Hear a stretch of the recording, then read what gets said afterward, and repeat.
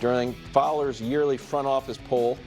And that didn't sit well with Bills GM Brandon Beane. Holy cow, take a listen. It's frustrating. You try to ignore this stuff, but Josh is going into year 7, and there's still the naysayers. I don't get it. If I was going to use rated, I would say underrated before I would say overrated. I know people love the rankings of whoever, but when you don't put your name to it and you make comments like that, like, who is this executive? Executive's a loose term. Sal, there's idiots everywhere. Right? I don't know. Till you put your name on it, I don't know. Okay. Our criticisms of Josh Allen warranted. Well, I find this entire conversation to be this. I hesitate to use this term because I think it's misused and overused over the last few years, but this feels a bit like gaslighting. Oh. I think Josh Allen, for the last 4 years, has been one of, except for by me, least criticized quarterbacks in the entire league. For the first time in 4 years last year, he was very briefly criticized by people other than me, and then everyone got back on their P's and Q's, and he ended up getting an MVP vote. It was like a few weeks of, he sure does turn the ball over a lot, and then they started winning games by taking the ball out of his hands, and everyone's got back to, well, you know what, they could win the Super Bowl with Josh Allen. The reason people think I am Mr. Anti-Josh Allen or anti-Buffalo Bills is because I was the only person for years with any criticism towards Josh Allen. When the reality is, it's, I think, the opposite of what Brandon Beane's talking about. First, let's show the quote, because the quote has one piece of opinion and then just facts. One of the more overrated players in the NFL, that's opinion. Immense talent, that's a fact. Makes a lot of mistakes, that is a fact. Underdeveloped at winning at the line of scrimmage, I can't call that a fact. I think that is a fair take, so to speak. Tends to lock in on targets. I'll let the film guys tell me on that, but that sounds about right. More of a thrower than a precision passer, absolutely. Forces the ball into traffic. Sometimes that's good, but absolutely. Also, overrated does not mean bad. Yeah. I think crab legs are a touch overrated. Really good. That's true. I think U2 is overrated. Really good, but a little overrated. And then the reason I say it's gaslighting is this. Since Josh Allen came into the league, there has been one player to receive any MVP votes, first place MVP votes, without having his team win at least 12 games. Any guess who that is? Every player in the league the last 7 years? It's Josh. In the last 2 years, there have been 100 first place MVP votes given out. 98 of them went to the number 1 seeds in either conference. 2 went to someone who was not on the number 1 seed. Any guess who got both of those? It was Josh Allen. Last year, one guy other than Lamar Jackson got a first place MVP vote. It was Josh Allen. So I don't think he has been underrated. I think he has been, I'm sorry, you don't think he's overrated? Right. No, I think that he has been given more of a margin of error than any other great player, and now is a tiny bit of criticism, and his GM is acting like it's unfair, and it's not unfair. It is warranted. He's a great player, but a flawed player. Yeah, I'm in the middle on this one. I'm yes and no, it's warranted. Yes, because when you look at Josh Allen and you talk about all the things that he has done, but he hasn't gotten done, when I say yes, it's because of the wins and losses and when they happen. When you talk about a guy that's considered to be arguably one of the best in the game, always in that top 5 talking conversation with Patrick Mahomes, Joe Burrow, and whoever else you want to, I say CJ Stroud, and whoever else you want to put up there. But he doesn't get it done in the postseason. He's had the one postseason that we all, and I'm in that we all fell in love with. And that was the Patrick Mahomes Arrowhead duel where he just 13-second game. 13-second game. He went crazy. He played it lights out. Other than that, he hasn't been able to get over the hump of Patrick Mahomes. So you can say, yeah, he's a bit overrated. However, outside of that, statistically, no. Like, he gets it done. Like, other than the fact that he is a turnover machine, which I played with the guy like that was a turnover machine, but he was one of the best in the business, and that was Brett Favre. we dealt with it because high risk, high reward. But if you don't take those if he doesn't play that way, you don't get the best of who he really is. So for me, like, does Brandon Beane have a right to be bothered by this? Of course. This is your quarterback. And it's somebody talking about Josh Allen without putting their name on it. That's a whole nother topic. But is it warranted? Yes and no. So go ahead, Wilds. I'm sorry. No, well, I wanted to throw the pass percentage stat at Greg and try to make sense of it. Because my theory is that perhaps people in the Buffalo Bills organization said, you know what? Maybe he's a little overrated as a passer. Maybe we should change the offense and take the ball out of his hands a little bit, start turning it, become a little bit more of a run team, and start winning games. Like prior to Joe Brady taking over, they were throwing the ball 59% of the time. After Brady took over, they went down to 48% of the time. This includes the playoffs. They started winning games, and it's the lowest in the NFL. Now, some of those runs were designed Josh runs, so he still gets credit for those. But now they're throwing the ball the least percentage-wise in the whole league, Greg.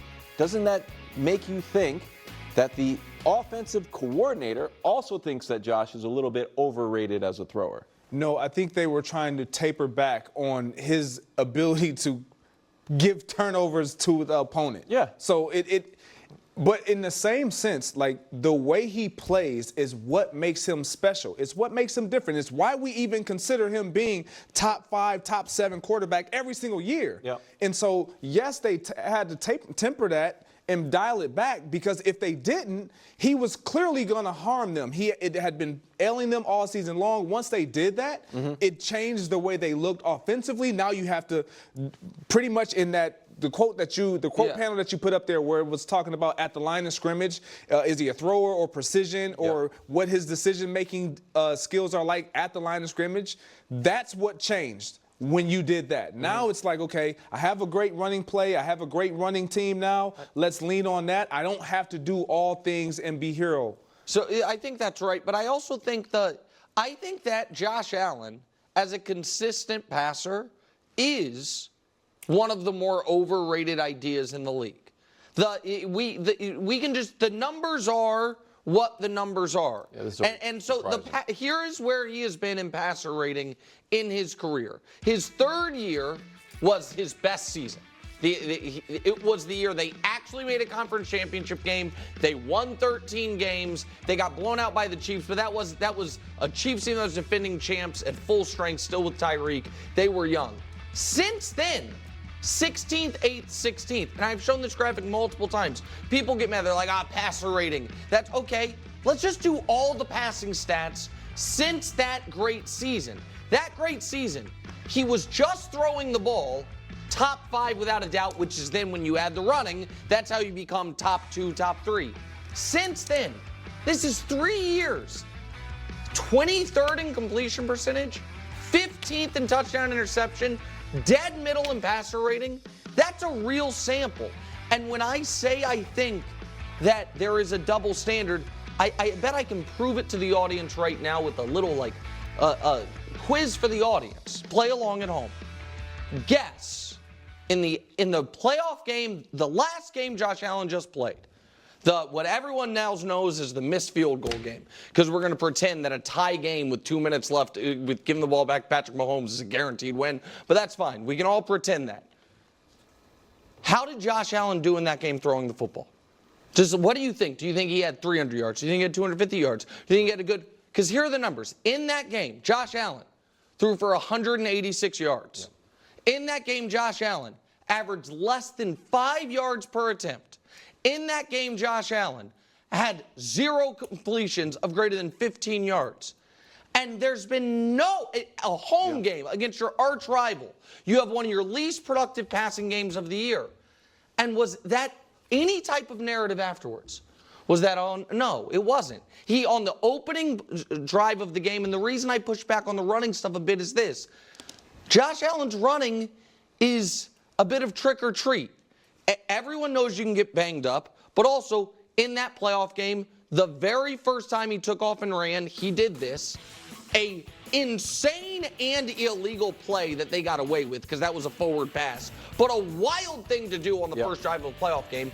And the last time he took off running, he did this. And, I mean, it's just dumb luck that the game's not over right there.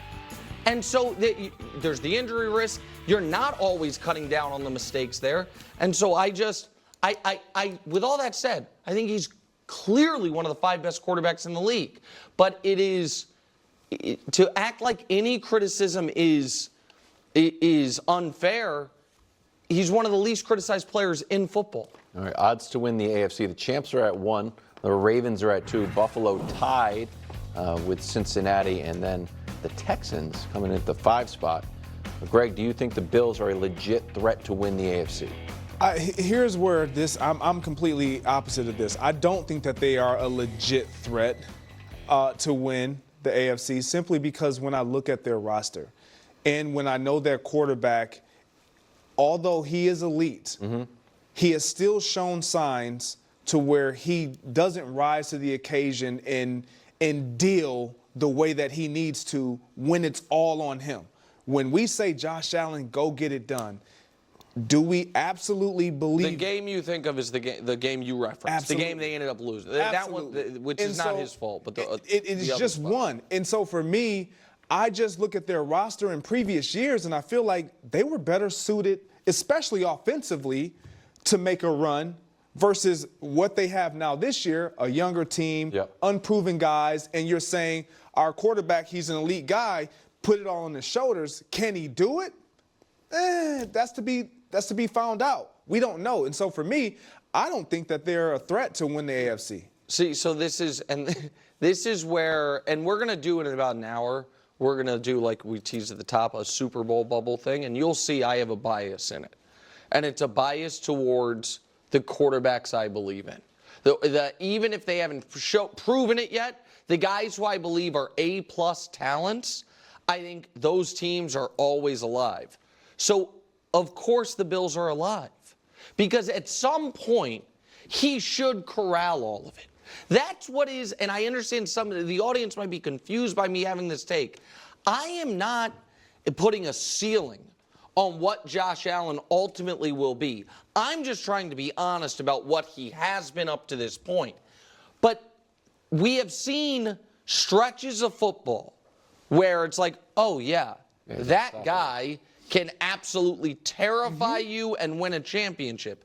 The question is, can he string it together at the right time? And the other question probably is, can someone else beat the Chiefs for him?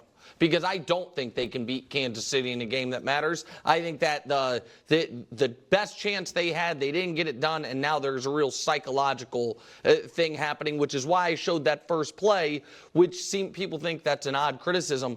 I think that the Bills were on tilt the first play of that game. Stephon Diggs fumbled on their first play of the playoff game against the Chiefs, and Josh Allen threw a lateral on 3rd and 17 up the field because they were pressing from the very beginning. But I don't think if you have a consensus top 5 quarterback, you're eliminated. I don't, especially when he is, to be fair to Josh, when he can cover up some of the roster weaknesses because he can take off and be a running game unto himself. So I'm obviously not going to pick them, and they would not be one of my 2 or 3 favorites, but I'm not crossing them off the contender list because I think they still have talent on defense, and they have a guy at quarterback who in moments looks terrifying. All right.